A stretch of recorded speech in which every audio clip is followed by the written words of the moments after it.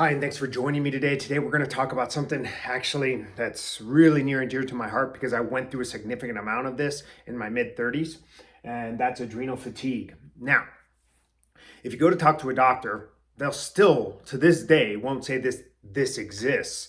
But I can tell you for a fact it absolutely exists. And if you don't believe me, just do a simple Google search and things will pop up, and then you'll start to paint a picture. Maybe you're going through some of this. So before we go on, guys, remember, please like and subscribe this. If you have any questions, please leave them in the comments. This is a subject that I personally went through in my mid 30s. That's almost 10 years, actually 10 years ago, and ended up in the hospital, ended up an endocrinologist, I ended up talking to a shrink, ended up with acupuncture, ended up approaching it from lots of different ways. And in the process, based on my experience before as a strength and conditioning coach, which you guys know I am, I was able to put together a more holistic approach and create programs and work with people one-on-one to help them from all angles so they can help deal with stuff like that. So let's start off with what it is. Now, one of the biggest things that I like to talk about with this is that if you feel wired and tired, there's a good chance you have adrenal fatigue.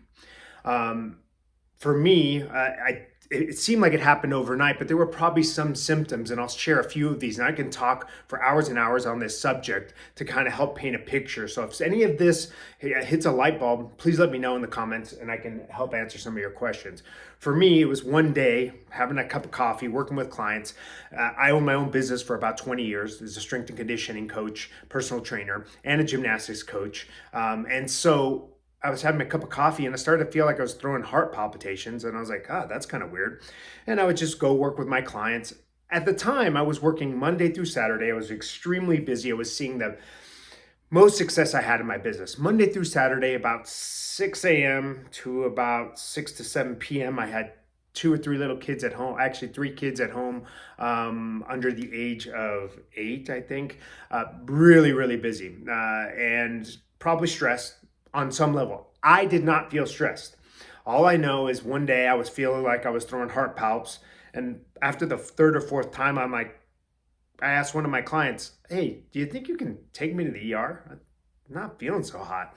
Went in. Of course, they didn't find anything. But at the time, that created a cascade of issues like, what the heck is wrong with me?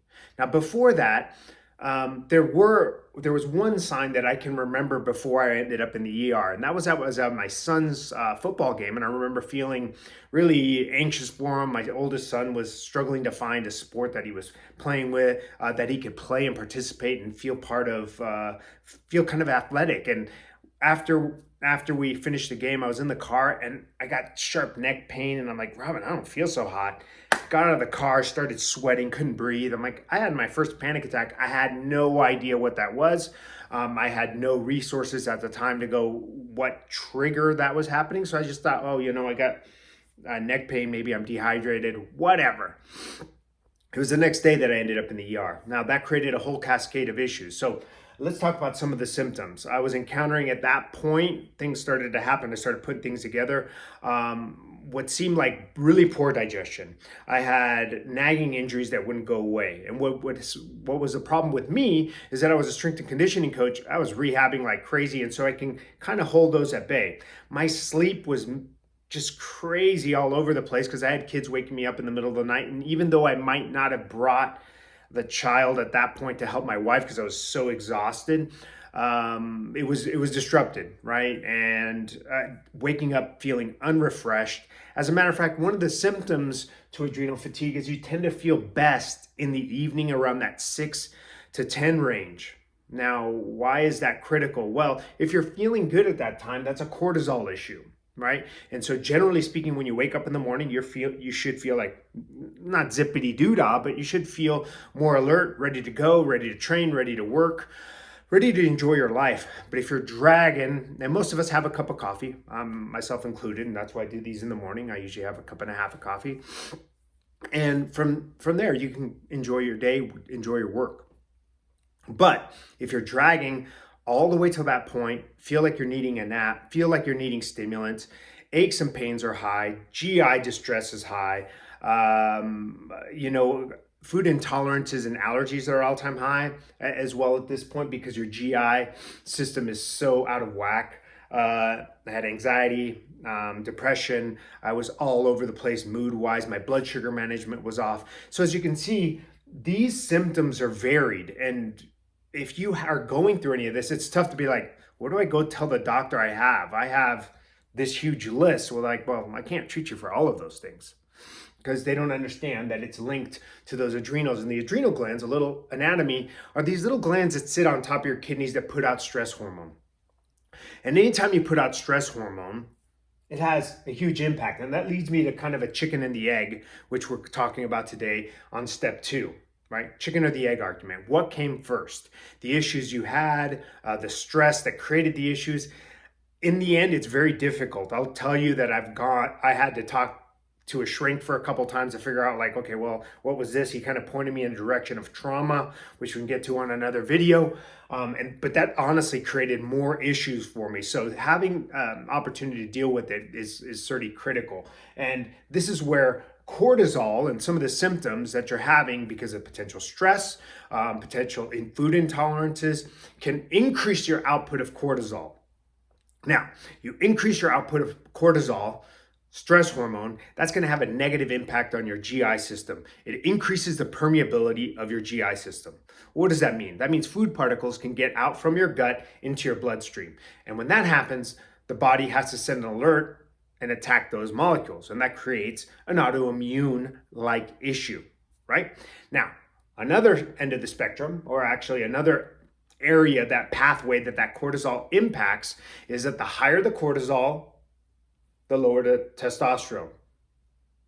Now, what you're saying, if you're a man, you know that we don't want that down low. And for women, truthfully, we're talking about that estrogen testosterone balance. That's still a bad thing too. So if you're encountering and you have adrenal fatigue, some of the symptoms include issues associated with endocrinology. So libido is obviously the number one thing. But also one of the things I noticed is I couldn't keep weight off. And I was eating like boiled chicken and broccoli. I was on a really low carb diet. And I was like, what's going on? I don't get it. And oftentimes when you're impacting up cortisol, down testosterone, you're going to impact how you carry your weight and how your libido is functioning. And you'll notice that also that can be linked to injuries, because again, our endocrinology has a great impact on how we're recovering. Now, I will say this, at the time, I was still PRing. I was actually doing very intense exercises. And this is why I've changed my programming to always include minimum effective dose. That'll be another video talking about what you need to do to get better. Oftentimes, I'm dragging the entire day. I found that the only time I felt good was when I was training really hard. Well, of course, because I was creating adrenaline, norepinephrine. I was creating all these positive upping hormones in my body, and that was upping how I was feeling. But as soon as that workout wore off, I was dragging the rest of the day until I got home in the evening, and I just kind of got this second wind, and then it got so bad that eventually I just felt cruddy all the time. Now, this is just a short video to give you a little insight into that and let me know if this is something you want, okay? It's something you need more information on. And let's talk about solutions to adrenal fatigue. And the vast majority of Americans, truthfully, are suffering from some level of this. And it's oftentimes associated with any wide array of things, right? So we'll talk about, EMF, pollution, stressful jobs, stressful relationships, bad food, not enough exercise, or too much. In my case, it was probably, again, exercise. I tell my clients this all the time. Exercise is another stress. So if you're at your highest stress point in your career, what you probably don't need is a high stress workout. I know you might want that and desire that, but I remember working with one of my instructors when I was at San Diego State, and he always just say, you have to know your clients and you have to know your clients. With the KN and the NO, I have to know them to identify what stresses are there. And I also have to tell them sometimes, no, you don't need that. I have your best interests at heart. I have identified what you need, and we can build you up from that point. So simple solutions for that is to reconstitute. I had to go back. For me, I had to adjust my schedule. It took me actually a few years to recover from this, and I followed lots of different holistic approaches. I actually at one point had to go in to get some testosterone therapy because my testosterone was in the tank. The guy told me, my hormone specialist told me that I had the testosterone of a 70-year-old man in my mid-30s. I was like, what the heck is going on? So I went down that route, but after about 3 months, it didn't solve all of my solutions, got me a little bit over the hump, and I managed to recover the rest on my own. And now I can honestly tell you, I'm feeling better than I ever have. So solutions, I like to first off recalibrate your life, figure out what's important, adjust your schedule. You need to get high quality sleep. You need to get in bed and try to get to bed before 10:30. Now that's going to be tough, but a lot because of inverted cortisol. But set up your evening so that you can try to get into bed and get a normal sleep pattern and reset that circadian rhythm, that rhythm of putting out higher cortisol when you wake up. Second thing is to identify some food allergies. Figure out, now generally speaking, there are about 30 things that people tend to react to. And I break this down in with my clients as we move along, but you can research all that. I will tell you that gluten and dairy are at the top of the list. So if you got an issue, get a tissue, guys. A lot of people will approach me and be like, oh, but my bread. Well, look, you're ill, let's make you better.